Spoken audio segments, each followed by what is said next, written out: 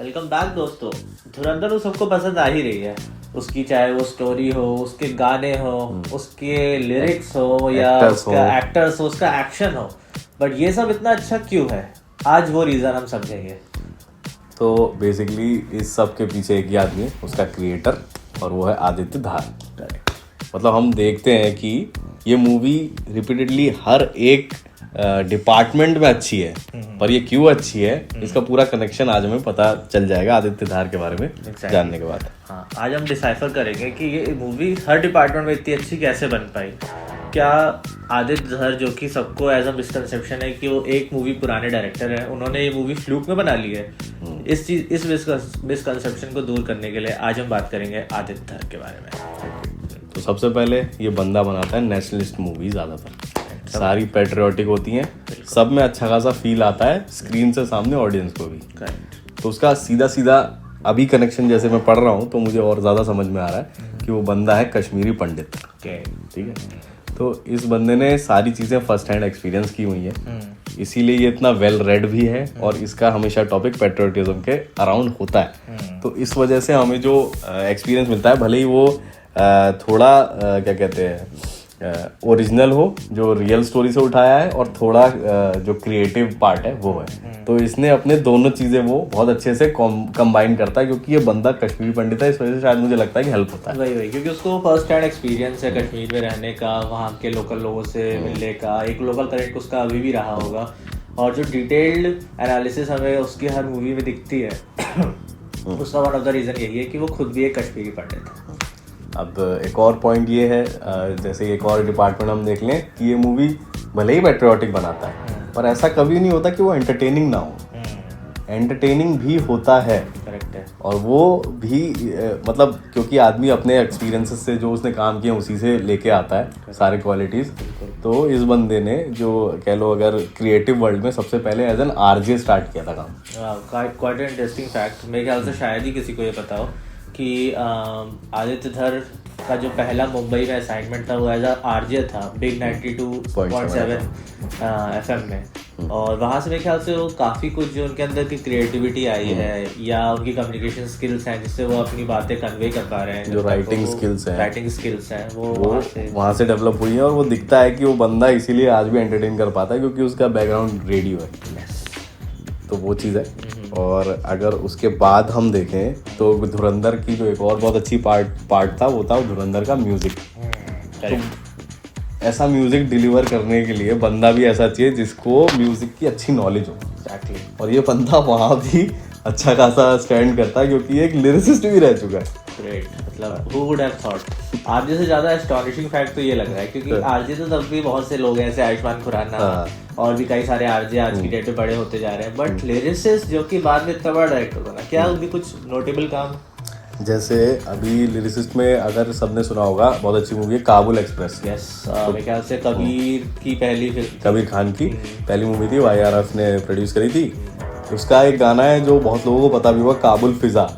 वो गाना भी सोशल मीडिया पे ट्रेंड भी करता है, वो आदित्य धार ने ही लिखा है। बताइए, मतलब ये तो शायद बहुत ही एकदम एस्टॉनिशिंग रैविशिंग फैक्ट है कि वाओ, काबुल एक्सप्रेस का काबुल फिजा written by Aditya Dhar director. Wow. Apart from that मतलब 1 2 3 और एक और कोई है डैडी कूल, इसमें भी लिखा हुआ है। इसमें 3-4 फिल्में हैं जिसमें से नोटेबल नाम हमने आपको बता दिए, बाकी आप प्लीज गो एंड सर्च, और भी मिलेंगे लिरिसिस्ट, काफी मूवीज हैं। इसके बाद इस बंदे का अगर देखोगे धुरंधर में जो अगली चीज़ है जो बहुत अच्छी थी वो थी उस फिल्म की राइटिंग। यस, काफी ज्यादा क्रिएटिव और डिटेल्ड। तो अभी जैसे लोगों को लगता है कि बंदे ने उरी बनाई, उरी लिखी और उसके बाद ये बना दी, सबको यही लगता है। तो लेकिन ऐसा होता नहीं है। बंदा इतना परफेक्ट बना है तो उसने पीछे काम किया है। इस बंदे ने मूवीज एज अ राइटर लिखी हुई है, जैसे आक्रोश हो गई, तेज मूवी हो गई और बूंद हो गई। तो मतलब 3 मूवीज फुल फ्लेज उसने लिखी हुई है। ऑफ कोर्स, जब एज अ राइटर वो काम कर चुका है तो जब खुद की मूवी बनाएगा तो वो दिखेगा ही। तो जब क्या क्या नहीं किया है इसने, लिरिसिस्ट भी है, राइटर भी है, स्क्रीन डायरेक्टर भी था क्या? स्क्रीन राइटर भी था, मतलब इन्हीं मूवीज में से किसी में तो ये स्क्रीन राइटर है और किसी में स्टोरी राइटर है, ऐसा टाइप जो है। हम लोग उस दिन बात कर रहे थे कि एक्शन सीन्स इतने अच्छे से सोचे गए हैं, ऑफ कोर्स स्क्रीन राइटिंग पहले कर चुका है।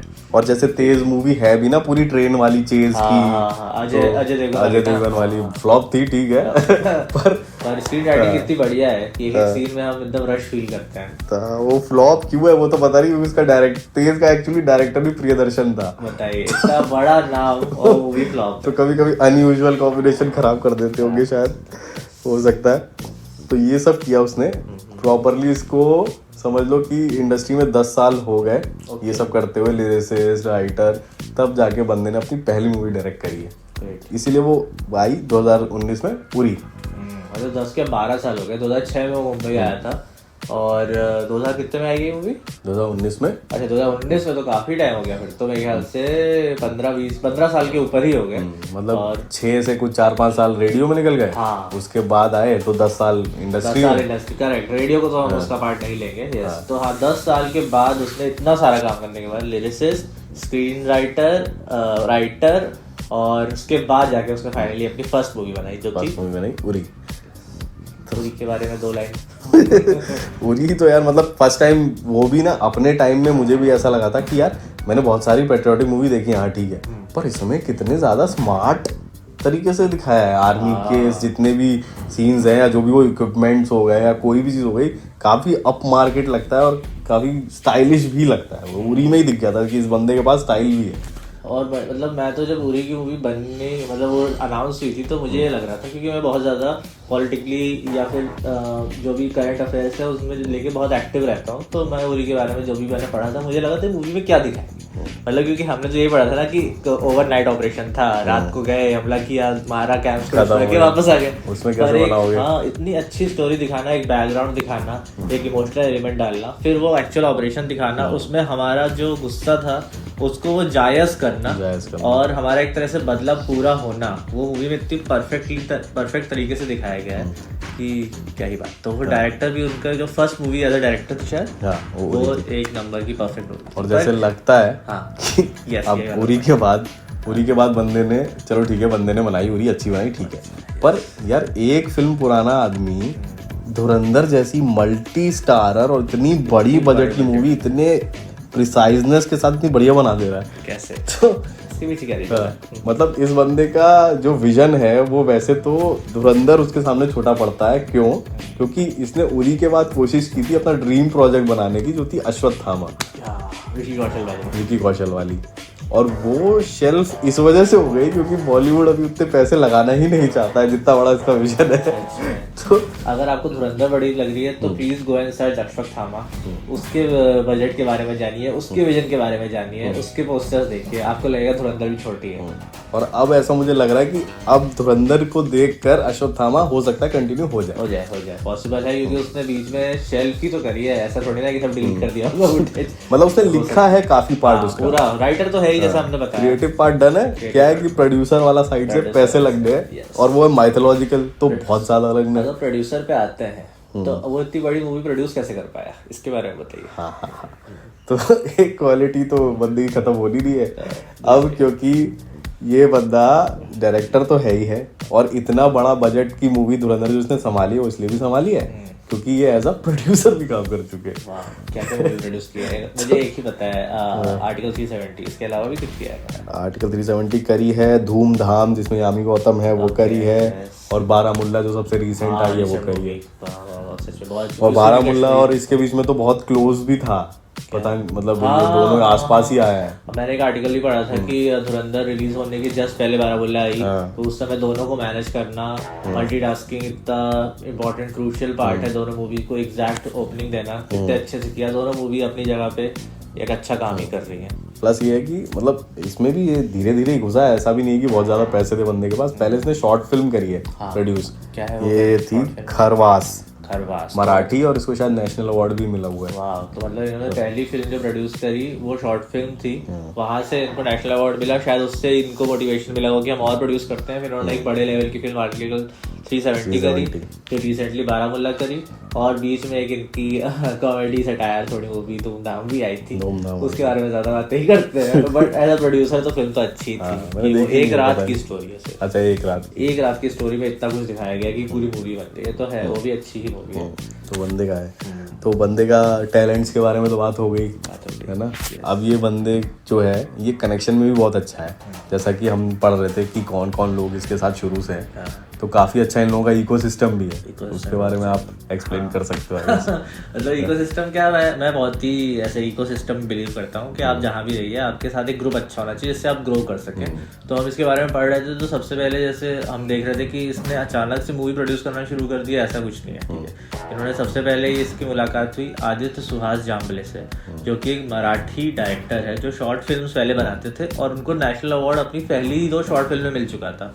उनसे इनका एक कनेक्शन बैठा, इन्होंने फिर साथ में मिलके एक शॉर्ट फिल्म बनाई खरवास, और फिर उसके बाद आर्टिकल 370 जो कि पूरे वर्ल्ड ने ही देखी है। तो उसके बाद इनका एक बढ़िया कनेक्शन बन गया। बारामूला में भी सेम डायरेक्टर ही है आदित्य सुहास जाम्बले, और सेम प्रोड्यूसर है आदित्य धर। इनका प्रोड्यूसर से अगर बात करें तो इनके जो बड़े भाई है लोकेश धर, वो इनके साथ मिलके एक प्रोडक्शन हाउस चलाते हैं, नाम मैं भूल रहा हूँ, B6 समथिंग ऐसा कुछ नाम है, जो कि जिसका भी डिस्ट्रीब्यूशन वाला जो सारा पार्ट है वो देखते हैं लोकेश धर, जो इनके बड़े भाई हैं, और जितना भी क्रिएटिव काम है जैसे डायरेक्शन या प्रोडक्शन वो देखते हैं आदित्य धर।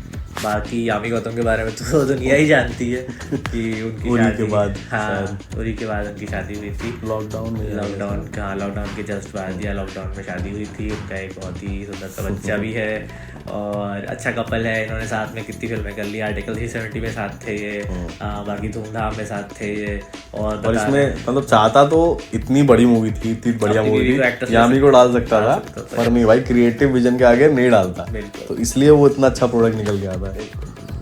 बाकी में 1-2 नाम और आते हैं, जैसे कि ओजस गौतम, जो कि अभी रिसेंटली आपने ट्रेलर लॉन्च पे देखा होगा, जिसका सारा क्रेडिट आदित्य धर ने ओजस को दिया है। वो ओजस भी इनके एक फ्रेटर्निटी का ही पार्ट है, एक इकोसिस्टम का पार्ट है। वो यामी गौतम के छोटे भाई हैं और काफ़ी क्रिएटिव हैं। वो 20-21 साल का जस्ट इतना छोटा सा ट्रेलर उसने काटा, जो ट्रेलर देख के पता चल जाए कितना टैलेंटेड बंदा है वो। काफ़ी टैलेंटेड बंदा है, वो भी इनके इकोसिस्टम का पार्ट है। 1-2 एक्टर भी हैं जो कि इनके साथ रिपीटेडली काम करते हैं। मानव कौल उनमें से एक हो गया।